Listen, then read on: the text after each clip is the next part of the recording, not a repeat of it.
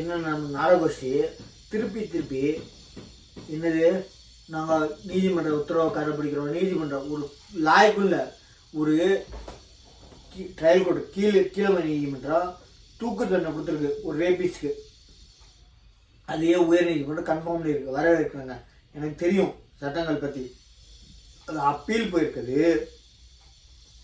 இப்போ supreme court சொல்லியிருக்காங்க, appeal வந்தீங்கன்னா கம்ப்ளைண்ட் பார்ட்டியோட அப்பா அம்மா, போக்ஸ் ஆக்டில் ரேப் கேஸில் அந்த மாதிரி அப்பா அம்மாக்கள் வர வேண்டாம். கம்ப்ளைண்ட் பார்ட்டி வேணும்னா அவங்க கவர்மெண்ட்டு வாதிக்கிட்டோம். கீழ்கோர்ட்டில் என்ன நடந்துட்டீங்க, இங்கே வெறும் தப்பு ரைட்டு மட்டும் தான் பேசுறதுக்கு அப்படின்னு இருக்காங்க. அதனால ஒரு கேஸை எடுத்துகிட்டு போய் நிரூபிக்க முடியல. 2 கோர்ட் நிரூபித்த ஒருத்தவங்க நிரூபிக்க முடியாமல் கோர்ட்டை விட்டீங்க. பக்காவாக சொல்லியிருக்காங்க சுப்ரீம் கோர்ட்டில். அரசு தரப்பு ரொம்ப வீக்காக இருக்கிறதுனால கோர்ட்டை விட்டீங்க, தப்பு. உங்கள் தரப்பை ப்ரூவ் பண்ண முடியல, அதனால இவங்களை விடுதலை பண்ண, ரத்து மட்டும் இல்லை தூக்கு தண்டனை விடுதலை பண்ணிட்டாங்க. கேவலமான ஆட்சி. ஒரு 2 கோர்ட் கன்ஃபார்ம் பண்ணதை அவங்க தெளிவாக சொல்லியிருக்காங்க. ஏன் கவர்மெண்ட் சைடு ப்ரூவ் பண்ணல, ஒரு 2 கோர்ட் ப்ரூவ் பண்ண கோர்ட் அந்த என்ன சொல்லியிருக்காங்க அதையே சொல்லியிருந்தா கூட பரவாயில்ல. அதுவே லாய்க்கில்லாமல் கோர்ட்டை விட்டதுனால சுப்ரீம் கோர்ட்டில் கருத்தா என்ன சொல்லியிருக்காங்க, தீர்ப்பாகவே கருத்து கூட இல்லை. கவர்மெண்ட் ப்ரூவ் பண்ணுற தன்மையை விட்டுட்டாங்க. ப்ரூவ் பண்ணலை. ப்ரூவ் பண்ணுற சைடு கவர்மெண்ட் இருக்கிறதுனால அவங்க ப்ரூவ் பண்ணாதனால அக்யூஸ்டு ப்ரூவ் பண்ண தன்மையை எடுத்துக்கிட்டு ப்ரூவ் பண்ணிட்டாரு, அவர் மேலே தப்பு இல்லைன்னு. தப்பு இருக்குன்னு சொல்லி ப்ரூவ் பண்ண முடியாது கவர்மெண்ட்டு. அந்த இடத்துல கூட 2 கோர்ட்டு ப்ரூவ் பண்ண தீர்ப்பை கூட உங்களால் ப்ரூவ் பண்ணணும்னா எந்த அளவுக்கு நாடகோஷ்டி ரொம்ப வீக்காக இருக்குது.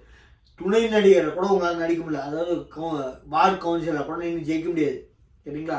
நீங்கள் சிஎம் நிரந்தர முதலமைச்சர், அதாவது நிரந்தர குடும்பமே முதலமைச்சர், பேரன் பையன் மகன் பேரன் கொள்ளு பேரன் இனி பிறக்க போகிறாரு எல்லாமே வச்சுக்கோங்க. நீங்களே ஆல்ரெடி சட்டையில் அவங்க கட்சி சிம்பிளை போட்டு வரதுனா கட்சி சிம்பிளே நீ போயிடும். 2% கூட வாங்குறது கஷ்டம். 20% போகாதீங்க. 20 சீட்டில் 2% ஓட்டு கூட வாங்குறது கஷ்டம். டெபாசிட் இழப்பீங்க. சரிங்களா? இனிமேல் ஆயுசு முழுக்க டோரை பிடிக்கிட்டு போக வேண்டியதான். கட்சியை பேசாமல் அவங்க கூட கும்பிட்டு போட்ட கூலியால் அடியாள். நம்ம ஹைகோர்ட் முன்னாடி ஒருத்தர் அடியாள் மாதிரி இறங்கி அடித்தார்ல, அடித்து ஒரு ஆள் 10 பேர் அடித்தாராம். சினிமா பார்த்துருக்காருன்னு நினைக்கிறேன். அவர் வெளியே வெக்க கேட்ட விதமாக அவர் தான் எங்களை அடிக்க வந்தார். 10 பேர் இருக்காங்க கூட, பந்தோபஸ்துக்கு எஸ்கார்ட் டியூட்டி, செக்யூரிட்டி, போலீஸ் இவங்களாம் இருக்கும்போது ஒரு ஆள் வேணும்னே இவங்களை 10 பேர் அடித்தாராம். படம் பார்த்துருக்காருன்னு நினைக்கிறேன், தூக்கத்தில் இருக்காருன்னு நினைக்கிறேன். நம்ம தொழில் திருமாவளவன் சொல்கிறாரு ஒரு ஆள் 10 பேர் அடித்தாருன்னு. கேவலமான ஒரு வார்த்தைங்க.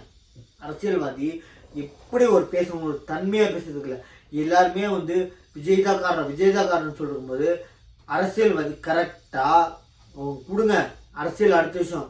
ஒரு அரசியல்வாதி தன்மையாக ஏன் அரசியல் இப்போ இருக்க கவர்மெண்ட் என்ன ப்ரொடக்ஷன் கொடுத்தீங்கன்னு ஒரே ஒரு வார்த்தை, ஃபஸ்ட்டு வார்த்தையாக நம்ம எடப்பாடி கேட்டதுனால அவங்க தப்பையெல்லாம் மூடிட்டாங்க.